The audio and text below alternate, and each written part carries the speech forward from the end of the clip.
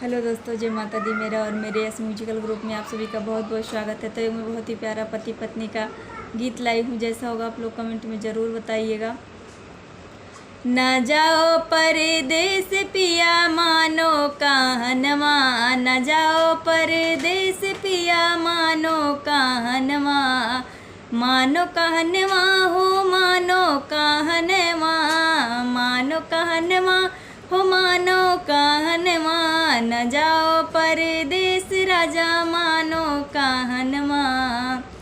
पैया तोरे लागू मैं सासू बढ़ई तिने, पैया तोरे लागू मैं सासू बढ़ई तिने, सासू बढ़ई तिन हो सासू बढ़ई तिने, मनाए लऊ त्यू बेटा कह के सजनवा, मनाए लऊ त्यू बेटा कह के सजनवा, न जाओ परदेस पिया मानो कहनवा, न जाओ परदेस राजा मानो कहनवा।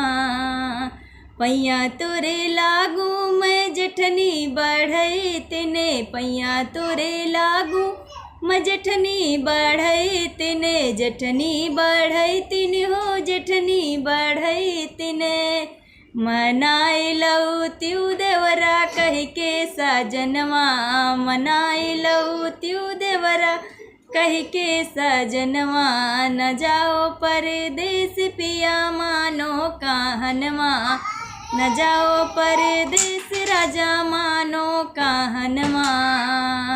पैया तोरे लागू मैं ननदी बढ़ई तिने, पैया तोरे लागू मैं ननदी बढ़ई तिने, ननदी बढ़ई तिने हो ननदी बढ़ई तिने, मनाए लऊ त्यू भैया कह के सजनवा, मनाए लऊ त्यू भैया कह के सजनवा, न जाओ परदेस पिया मानो कहनवा, न जाओ परदेस राजा मानो कहनवा।